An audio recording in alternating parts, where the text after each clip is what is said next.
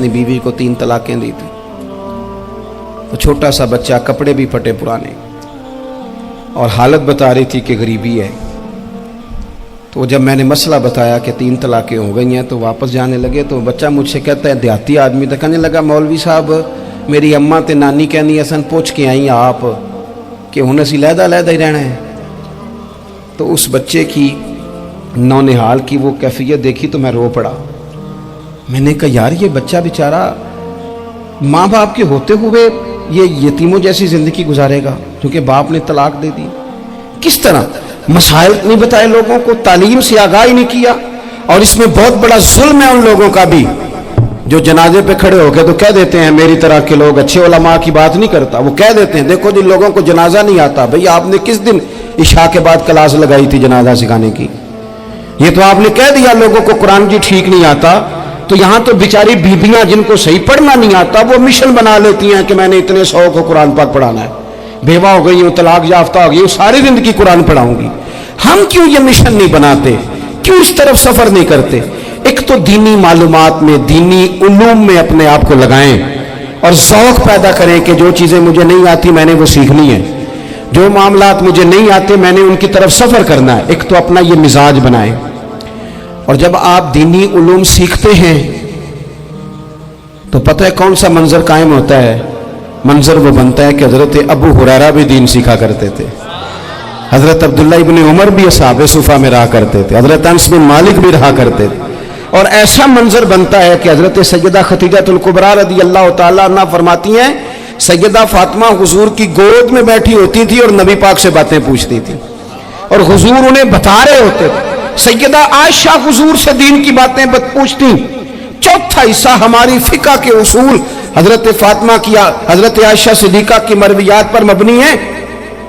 अगर हमारी बच्चियां छोड़ दें डाइजेस्ट पढ़ना, छोड़ दें इधर उधर की मूवी देखना और वो किताबों सुन्नत पर आ जाएं, तो बहुत सारे मसाइल ऐसे हैं जो उलझने से पहले ही सुलझे हुए हों।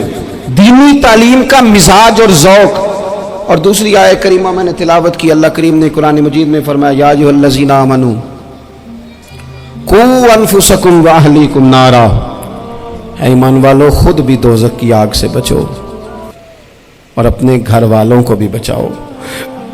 ओ वालिद, वो माँ जो बच्चों को भूख से बचाने के लिए मेहनत करती है, उनको मायूसी से बहुत सारे माँ बाप ऐसे होते हैं जिनके पास कपड़े लेने के पैसे नहीं होते ईद पे।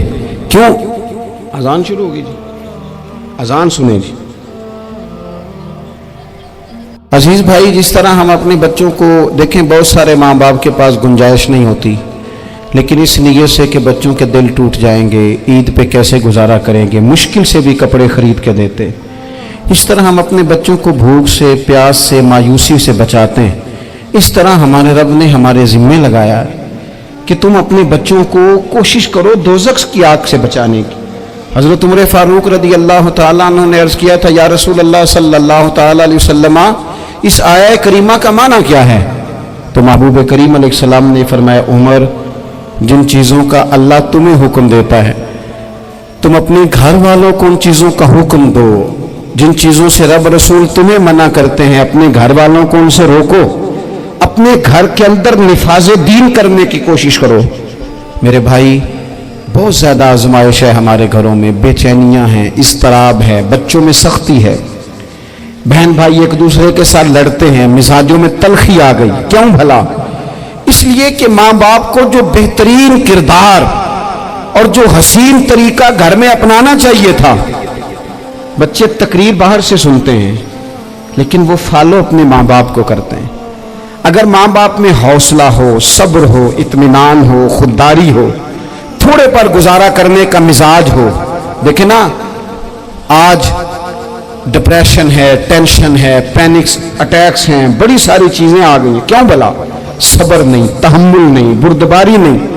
आजमाए, एक दिन एक बच्चा मेरे पास आ गया मदरसे का और आके वो रोने लगा। मेरे घर वाले कहने लगे खाना छोड़ दें, पहले इसकी बात सुन ले। मैंने कहा पुत्र क्या हुआ, किसी ने मारा है किसी उस्ताद ने? कहने लगे नहीं हजरत, घर फ़ोन किया था तो मेरी अम्मा और अब्बा की लड़ाई हो रही है। बच्चा कांप रहा है, टांगे कांप रही हैं। मैंने कहा क्या हो क्या गया तुम्हें पुत्र, लड़ाई हो रही है तो घरों में हो ही जाती है। कहने लगे नहीं, आपको पता नहीं वो बड़ा सख्त लड़ते हैं।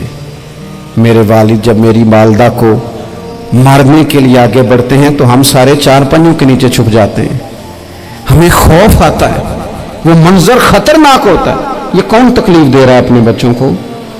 यहां बैठे हमारे यहां मीलों दूर रहते थे उसके घर वाले, तो वो तकलीफ में था, तो घर में क्या कैफियत होगी? अगर हौसला हो, सब्र हो, कनात हो, अल्लाह के दिए हुए थोड़े रिस्क पर हमें राजी रहना आता हो, हमारे घरों में सुकून आए, इत्मीनान आए, हम जो जिंदगी बड़ी खुशी खुशी गुजार सकते हैं। हमारे मिजाजों का लालच, हमारी तबीयतों की बेराह रवी, हमारी झूठी अना का बुत, उन सारी चीजों को खत्म कर देता है।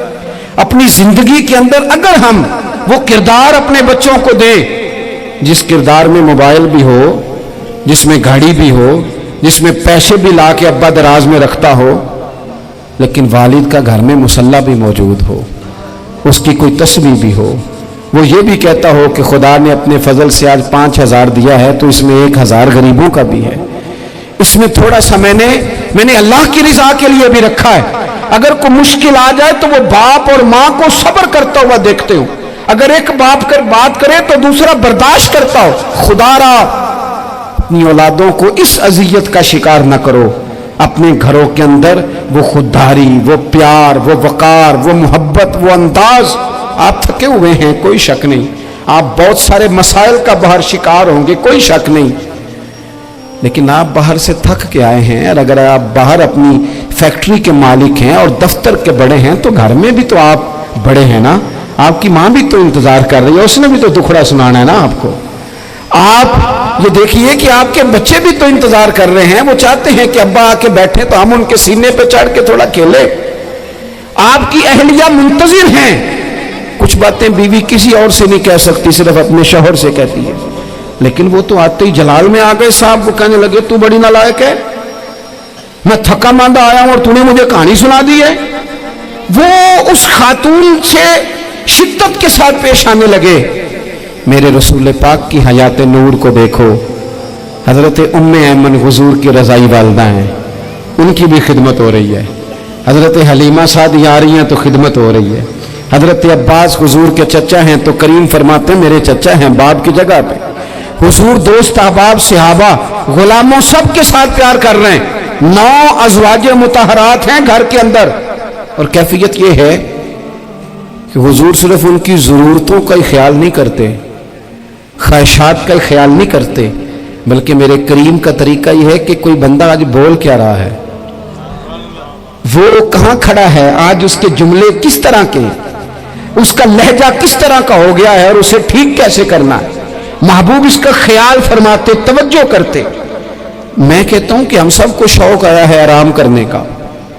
मैं सुबह 11 बजे से पहले अपने घर से निकल आया था और ये वक्त आ गया है और रात को खुदा जाने किस वक्त घर पहुंचना है। कई दफ़ा कैफियत ये होती है कि गाड़ी से उतरते हैं तो फिर दिल करता है कि कोई उठा के चलाए ना कभी। इसके बावजूद बहुत सारे लोग नाराज़ रहते हैं कि हमसे मिल के नहीं गए, फ़ोटो नहीं खिंचवा के गए, फलानी जगह चाय नहीं पी के गए। ये तसलसल है। लेकिन मैं जितना मर्जी थका मांदा घर जाऊंगा ना, कभी ऐसा नहीं हुआ कि मैं घर जाऊं तो बड़ी टेंशन में जाऊं। मेरी घर वाली एक दिन मुझसे कहने लगी आपने कभी नहीं कहा कि मैं थका हुआ है, बंदा थक भी तो जाता ही है ना, कभी कहाँ करे ना। मैंने उसे कहा पता क्यों नहीं कहता, इसलिए नहीं कहता कि मैं नहीं चाहता कि मेरे बच्चे ये कहें कि हमने दीन नहीं पढ़ना, हमारा बाप तो बड़ी मुश्किल में है। हम अपने काम के बारे में अपने घर में शिकवे करते हैं। आप किसी बच्चे से पूछ लें कौन सा काम करना है, कहना जो अब्बा जी कर दे रहे वो नहीं करना। क्यों कि अब्बा जी हर रोज तो कहते हैं मैं बड़ा उलझ गया हूं, ये काम बड़ा मुश्किल है। मैं चाहता हूं कि मैं अपने बच्चों को ये बताऊं कि पुत्र मैं तो जिधर जाता हूं फूल ही फूल हैं, मैं तो जिधर से गुजरता हूं मोहब्बत ही मोहब्बत है, मैं तो जिधर से देखता हूं दुआएं ही मिलती हैं, ताकि उनका शौक पैदा हो। मेरे अजीज आप थोड़ा सा दिल बड़ा करें। अगर आप एक की वजह से पूरा घर सुकून में आ जाता है तो आप दिल बड़ा क्यों नहीं करते?